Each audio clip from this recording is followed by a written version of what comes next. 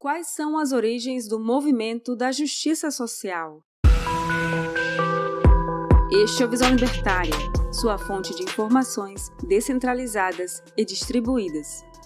Após o assassinato de George Floyd, várias cidades americanas sofreram com revoltas assustadoras. Foi um vandalismo generalizado, com a destruição e roubo de propriedades comerciais e residenciais. Ônibus e estações de polícia foram queimados e caixas eletrônicos foram até mesmo explodidos usando dinamite. Mas calma, não precisa se preocupar. Como a altamente confiável CNN nos informou, foram protestos incendiários, mas majoritariamente pacíficos. Talvez o ápice de todo esse absurdo tenha sido a formação de um estado anarco-comunista no centro da cidade de Seattle, no qual rebeldes tomaram uma região de vários quarteirões, enfrentaram a polícia local e declararam independência dos Estados Unidos da América. Denominada por CHAZ, sigla em inglês para Capitol Hill Autonomous Zone, Zona Autônoma de Capitol Hill, este estado rapidamente acabou ficando sem comida, colapsando e se tornando uma ditadura liderada pelo artista de hip-hop Raz Simone. Incrivelmente, a polícia de Seattle se recusou a fazer uma intervenção e o prefeito da cidade comparou o evento com uma grande festa. A mídia noticiou tudo como se fosse um protesto pacífico. Tudo isso era uma mentira, já que os manifestantes danificaram vários prédios e vandalizaram monumentos do local. Como uma sociedade supostamente racional conseguiu chegar a tal ponto? O que explica uma reação tão extrema a um único assassinato? Assassinato este pelo qual o autor foi devidamente identificado, julgado, condenado e preso. E por que a grande mídia não denunciou estes abusos? Pois bem, vamos explicar aqui o que é o movimento da justiça social, que é a ideologia das pessoas que causaram todo esse caos.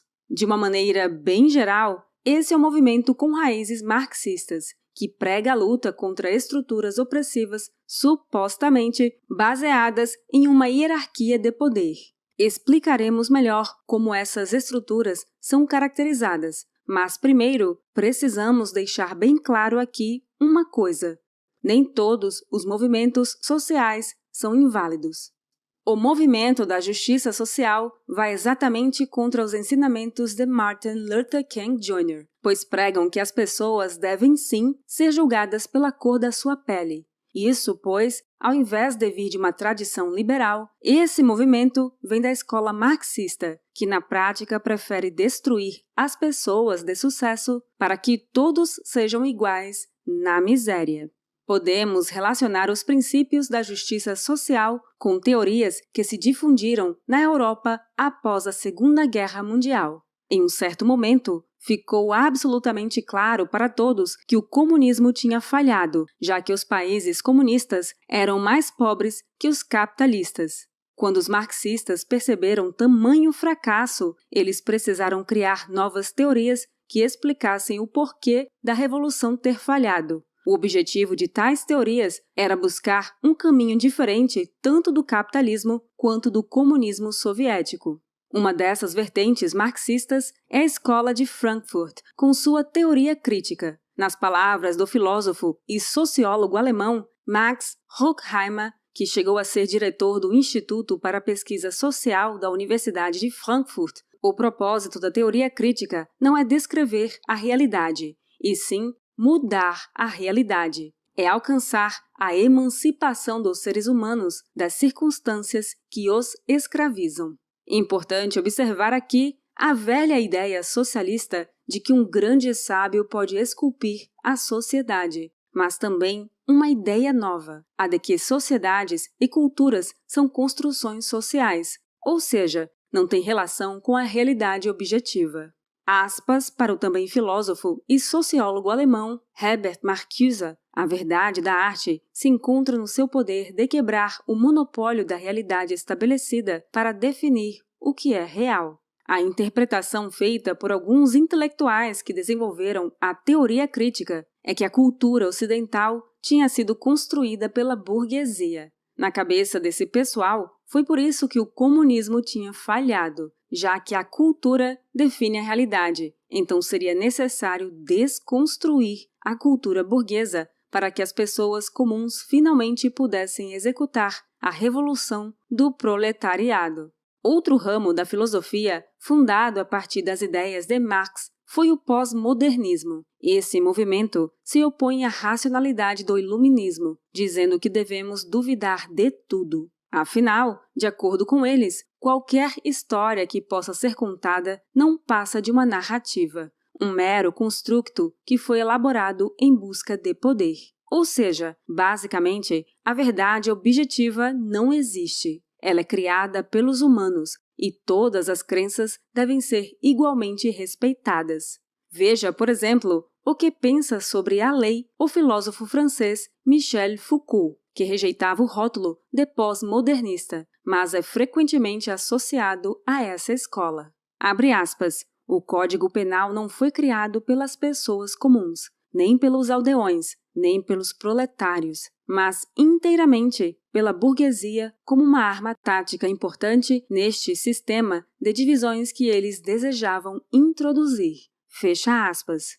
Só tem um probleminha aqui. Se você estudar a história da legislação no mundo ocidental, verá que essa visão simplista de Foucault é objetivamente falsa. Foi a fusão dessas duas filosofias que acabou por criar o monstro da lacração. A ênfase no proletariado foi substituída pelas minorias, que seriam os grupos oprimidos pela cultura burguesa. O objetivo do movimento é, então, desconstruir as histórias dos grupos opressores, já que elas são simplesmente narrativas para ganhar poder e, assim, liberar os oprimidos. Para eles, as pessoas que tentam perpetuar as estruturas opressoras são más.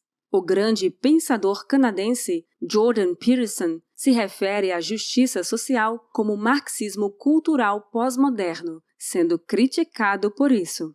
Os especialistas afirmam que ele confunde termos que não têm relação alguma entre si. Porém, analisando as raízes históricas do movimento, Peterson acertou na mosca. Você pode achar que essa narrativa de opressor contra oprimido é uma visão extremamente simplista e cínica da realidade, mas ela ficou bem popular nas universidades americanas a partir dos anos 90, quando começaram a surgir vários departamentos novos, como estudos de gênero, estudos femininos, estudos de raça, dentre outros.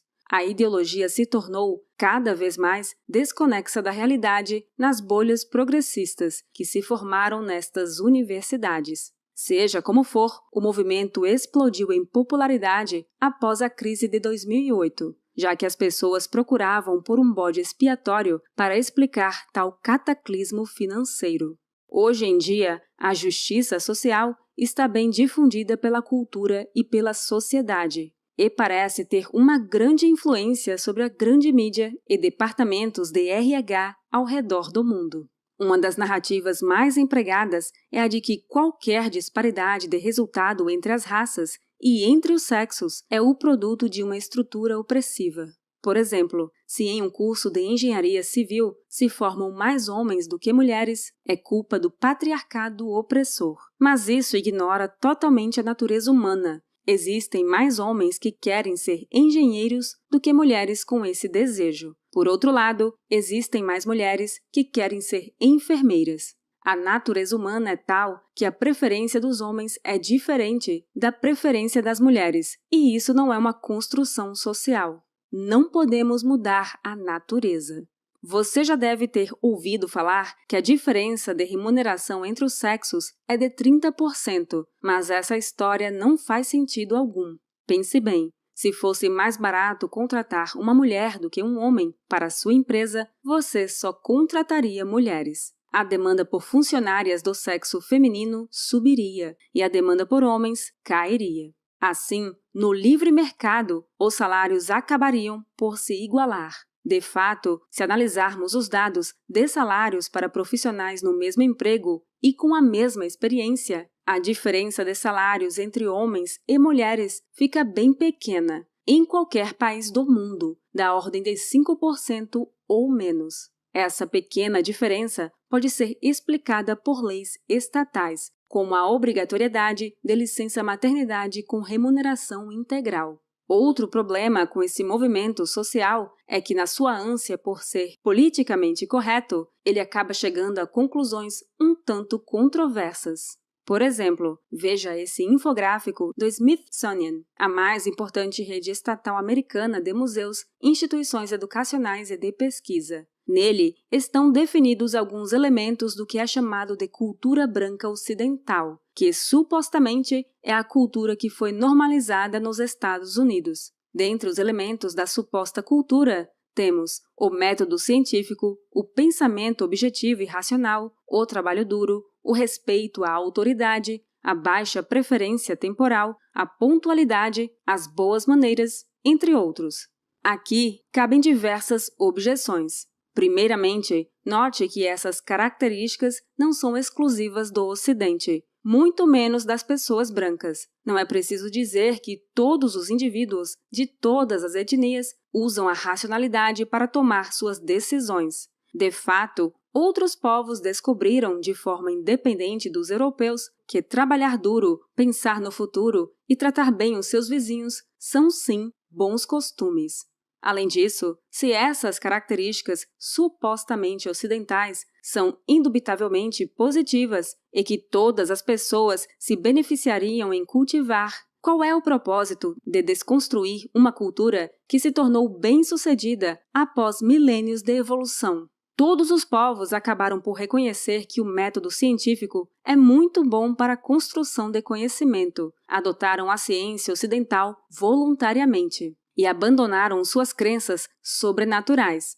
O argumento de que esses hábitos reforçam estruturas de opressão cai por água abaixo.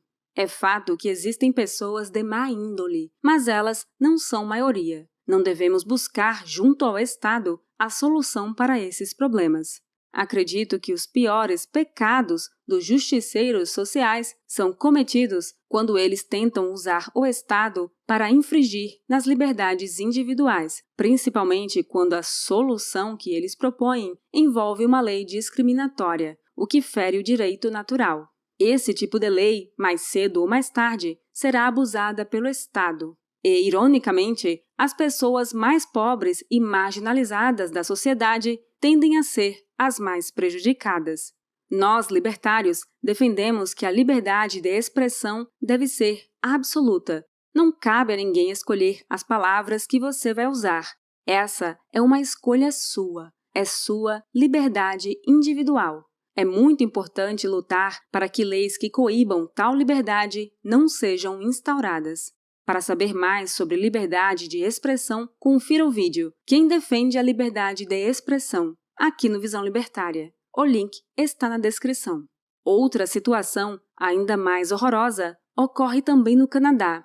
Lá, crianças menores de idade podem obter uma prescrição médica para bloqueadores de puberdade e hormônios, além de poderem se submeter à cirurgia para mudança de sexo com poucos meses de acompanhamento profissional. E tudo isso sem o conhecimento e nem o consentimento dos pais. É uma tragédia imensurável. Atualmente, uma lei que visa tornar esse processo ainda mais célere e menos dependente de prescrição médica tramita no Legislativo canadense. É o Gender Affirming Healthcare Advisory Committee Act, de 2021, em uma tradução livre, Ato do Comitê Consultivo de Saúde para a Afirmação de Gênero. Mas como resistir a esses avanços? Como frear e combater essa ideologia destrutiva? Precisamos ser firmes em nossas convicções e nunca recuar.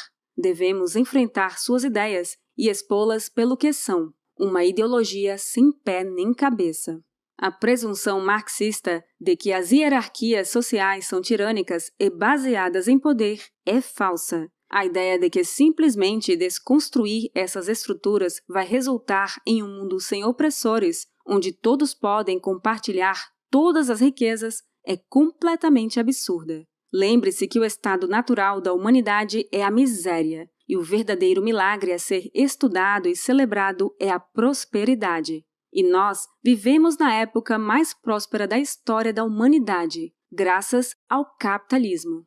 Finalmente, cabe observar que, em uma sociedade livre, as hierarquias emergem naturalmente, mas são hierarquias baseadas no reconhecimento de habilidades dos indivíduos e no valor que cada um agrega à sociedade. Como cada pessoa tem talentos e gostos diferentes, elas podem procurar participar das hierarquias onde se destaquem mais intensamente. Via de regra, as interações entre os diferentes indivíduos em uma sociedade não são baseadas em opressão, e sim em cooperação. São a cooperação, a livre associação e as trocas voluntárias que nos fazem mais prósperos. Nós não precisamos de igualdade, nós precisamos de prosperidade, e o único caminho para a prosperidade é a liberdade. Obrigada por sua audiência! Este artigo foi sugerido e escrito por Indivíduo Livre, revisado por Donda e narrado por Baby Yoda. Se você gosta do nosso conteúdo, inscreva-se no canal e clique no ícone de campainha para não perder os próximos vídeos. Se você quiser contribuir com o canal e sugerir uma pauta, vá ao nosso site visãolibertaria.com. Até a próxima!